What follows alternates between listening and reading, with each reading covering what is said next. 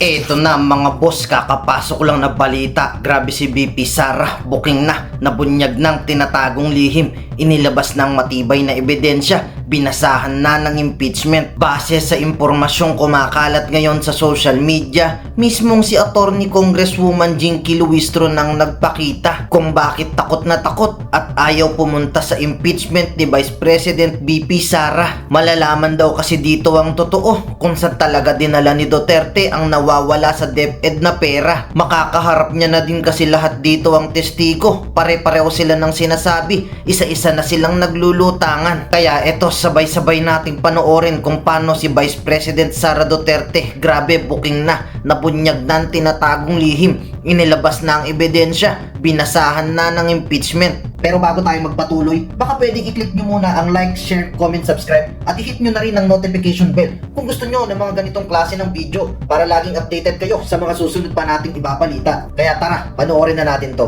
Nagwaldas daw ng pera ng taong bayan at may tagong yaman daw ang vice-presidente. Sinagot ba yan? Nasaan ang pera? Bakit ito nagastos ng ganun kabilis? Bakit hindi dito? Dito ang clarificatory hearing. Dito dapat magpaliwanag. Kung handang humarap, dapat dito humarap. Matagal na nating naririnig, handa raw. Handa saan? Sa press statement, sa social media, pero pagdating dito sa prosesong may saysay, nawawala. Hindi sapat ang sabihing handa, kailangan magpakita, kailangan sumagot. Kung walang kasalanan, simple lang. Magpakita, sumagot, hindi sa labas, kundi dito. The House initiates, the Senate decides. I will repeat, the House initiates, the Senate decides. Ang una kong babanggitin, this notion that we are already conducting a trial and therefore exceeding our jurisdiction. May mga nagsasabi na ang ginagawa daw natin dito ay isang trial. At dahil trial daw ito, hindi raw natin ito trabaho, kundi trabaho ng Senado. Let us clear the air once and for all. Malinaw ang pagkakaiba ng tungkulin ng Kamara at ng Senado. The House initiates, the Senate decides. I will repeat, the House initiates, the Senate decides. Under the Constitution, the House has the exclusive power to initiate all cases of impeachment. Ang papel natin ay suriin at alamin kung may sapat na basehan para dalhin ang kaso sa Senado. The Senate, on the other hand, is the impeachment court. Sila ang naatasang tumanggap ng kaso at magpasya kung guilty o not guilty ang isang opisyal. Ngayon, may kanya-kanya tayong proseso para magampanan ang ating tungkulin. Kung anuman ang tawag sa prosesong ito, hearing, inquiry, evaluation, o kahit ano pa, hindi iyon ang mahalaga. Ang mahalaga, malinaw ang tungkulin at malinaw ang resulta. Sa atin dito sa Kamara, to initiate cases of impeachment. Sa kanila sa Senado, to try and decide all cases of impeachment. Wala pong agawan ng kapangyarihan. So let me be very clear. Ang ginagawa natin dito ay hindi trial. Ang tanong lang natin, may sapat bang batayan para umusad ang proseso. This is merely the beginning, not the end of accountability mechanism. This committee, therefore, is not overstepping. We are not improvising. We are not experimenting. We are simply following the rules. Our rules grounded in the Constitution. Hindi ito fishing expedition. Hindi ito bahala na si Batman. Hindi tayo nangangapa. Alam natin ang hinahanap natin. Kung may probable cause ba o wala. At malinaw sa atin, hindi natin inaagaw ang kapangyarihan ng Senado na magpasya kung guilty o not guilty ang opisyal. At ano ang gumagabay sa atin? Hindi lamang batas, kundi ang tiwala ng taong bayan. Hindi lamang teknikalidad, kundi pananagutan.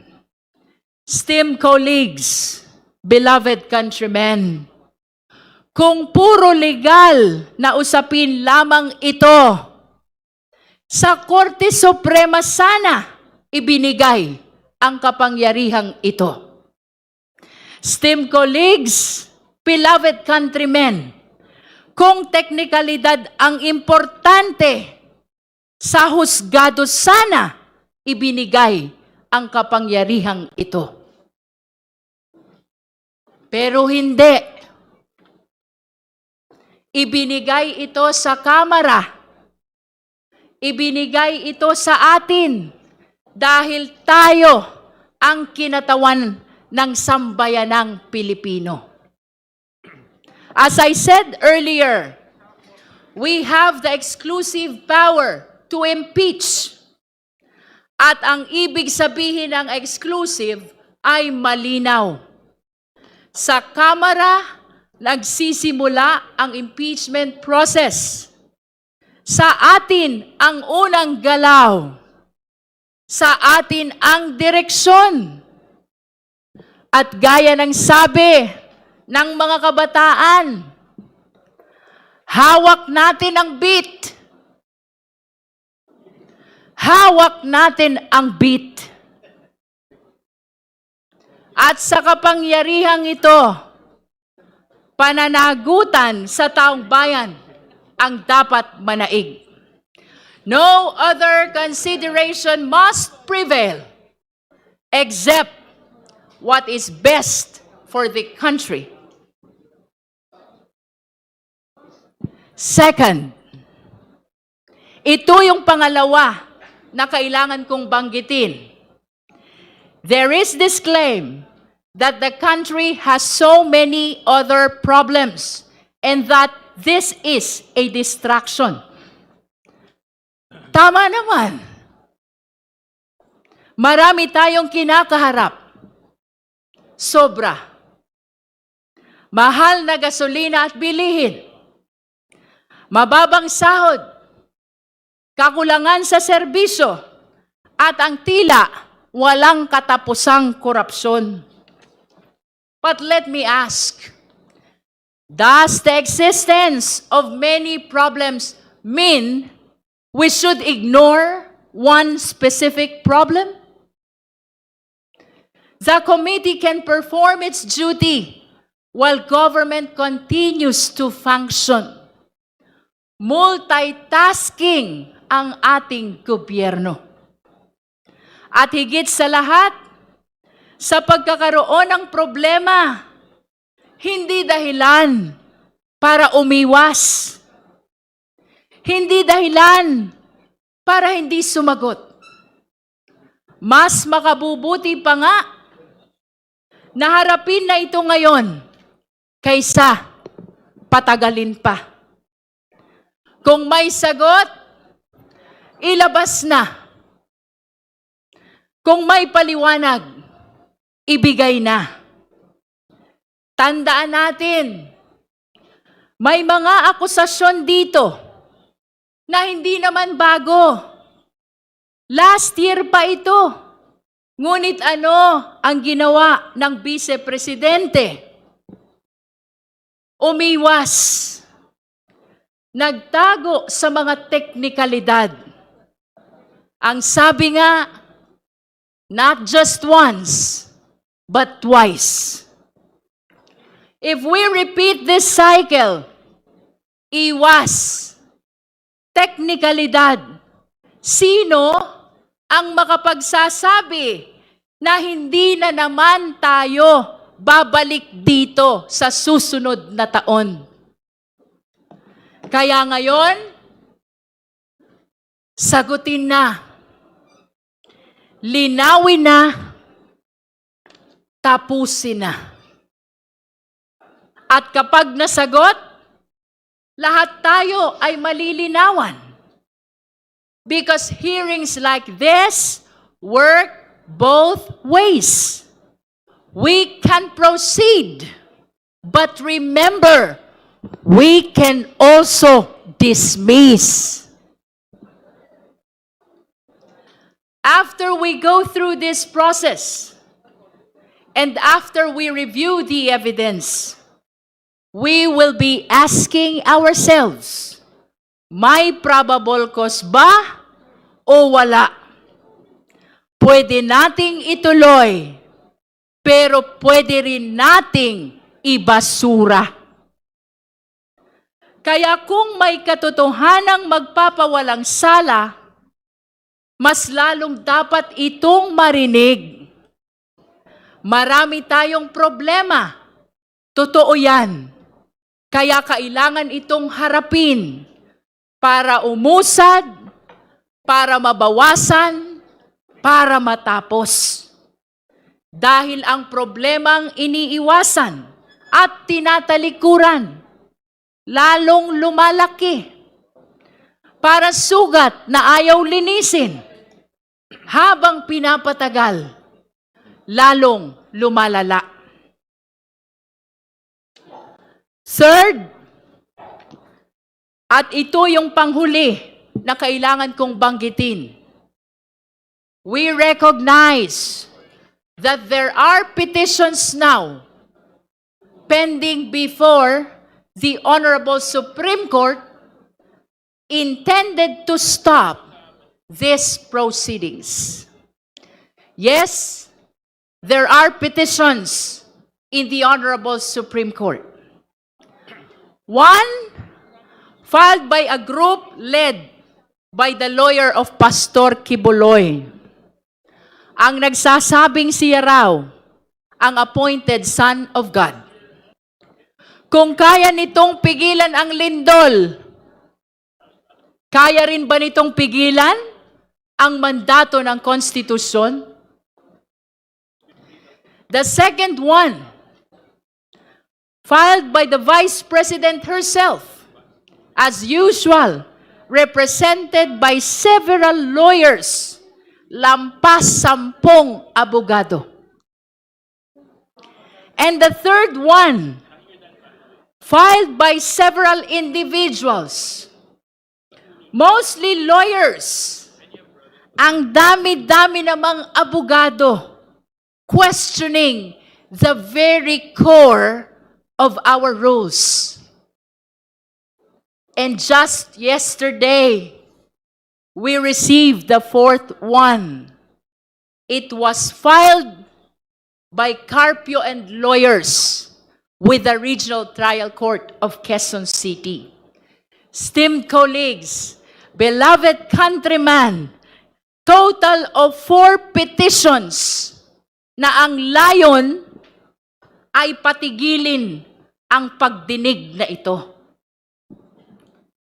Ang palagi nating sinasabi, public office is a public trust. Indeed, easier said than done.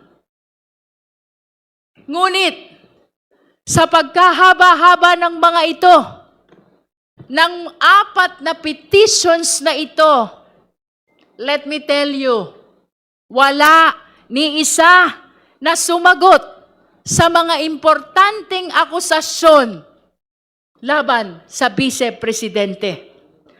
Puro technicalities lamang ang tinalakay. Ang taong bayan ay naghahanap ng sagot, hindi ng papel. Simple lang naman ang mga akusasyon. Halimbawa, nagwaldas daw ng pera ng taong bayan at may tagong yaman daw ang Vice Presidente. Sinagot ba yan ng mga petisyon? Hindi. Puro technicalities lang. Sinasabi din nila may 1-year bar. Sinasabi din nila ang nag-refer daw ng impeachment na ito ay ang speaker lamang, hindi ang buong kamara. Napakasimple ng sagot. Yung 1-year bar, paulit-ulit na ito. Tandaan natin na lumipas na ang 1 taon at saka lamang muling nagkaroon ng impeachment process na ito. At tungkol sa referral, tandaan din natin na ang speaker ay hindi kumikilos ng mag-isa. Siya ay kumikilos bilang kinatawan ng buong kamara ayon sa ating mga patakaran. Rest assured that all these procedural questions will be addressed.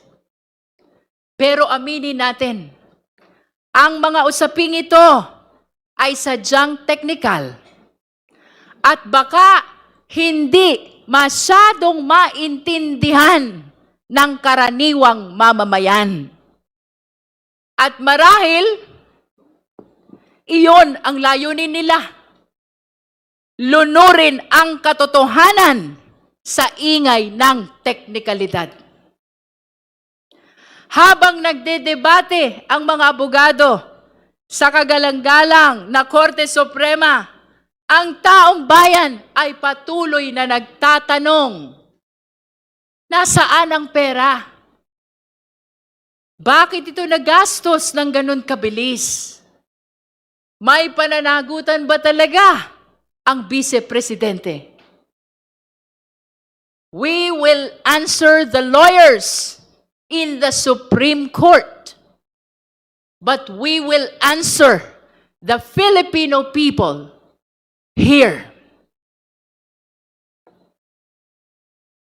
Narito po ang proseso para linawin ang mga akusasyon. Dito natin ito dapat pag-usapan. Let us not forget that what is truly supreme is the Constitution. Malinaw ang sinasabi ng Konstitusyon. The House of Representatives has the exclusive power to initiate impeachment and the authority to determine its own rules. Hindi ito imbento. Hindi ito kagustuhan ng iilan. Ito ay mandato ng konstitusyon. Now, the Vice President says, the petition in the Supreme Court is not meant to avoid the process, but to seek clarity. But if it is clarity that it is sought, bakit hindi dito? Dito ang clarificatory hearing. Dito dapat magpaliwanag.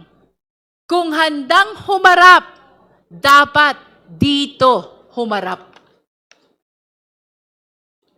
Matagal na nating naririnig. Handa raw. Handa saan? sa press statement, sa social media, pero pagdating dito sa prosesong may saysay, nawawala. Hindi sapat ang sabihing handa. Kailangan magpakita. Kailangan sumagot. Kung walang kasalanan, simple lang. Magpakita, sumagot, hindi sa labas, kundi dito. In closing, let me stress, this process is not about personalities. It is about accountability. It is about responsibility. Ito ay paninindigan para sa katotohanan. Impeachment is the people's constitutional mechanism to hold public officials accountable. Tandaan natin, ito ay pagtukoy lamang kung may probable cause o wala. At bahagi ng prosesong ito ang pagdinig natin ngayon. Isang pagkakataon upang linawin ang mahahalagang issue sa kasong ito. Inaasahan natin ngayon ang pagpapaliwanag ng mga ebidensya mula sa COA, sa NBI, PSA at marami pang ahensya. Inaasahan din natin ang pagdalo ni Ramil Madriaga na sa kauna-unahang pagkakataon at sa isang public hearing ay makakapagpatunay sa kanyang salaysay. For the very first time, we hope to hear directly from Ramil Madriaga upang makatulong sa paglilinaw kung may batayan ba ang reklamo laban sa Vice Presidente. Uulitin ko po, hindi ito paghusga. Gusto lang nating maliwanagan. Gusto lang nating matiyak kung dapat bang umusad ang proseso. Our duty is not to pass final judgment, but to clarify and in the process to seek the truth. Truth is rarely simple. And it is never convenient. We do not pause our search for it simply because, first, there are some procedural questions. Second, there are more pressing problems. And third, there are petitions before the Supreme Court. No, we will not pause to that. Guided by the Constitution and the will of the people, truth must be pursued regardless. It remains the foundation upon which justice and accountability stand. We must continue to follow it wherever it leads, guided not by fear, not by expedience, but by the voice of conscience and the trust of the nation. Sa huli, babalik tayo sa simula, pagsuri natin ng ebidensya, ano ang tunay na gagabay sa atin. Hindi lamang batas, kundi tiwala ng taong bayan. Hindi lamang teknikalidad, kundi ang pananagutan. No other consideration must prevail except what is best for the country. Maraming salamat po. Ngayon, kayo bilang Pilipino, ano ang masasabi nyo at reaksyon sa balitang ito? Mag-iwan kayo ng komento sa ibaba at atin niyang babasahin isa-isa.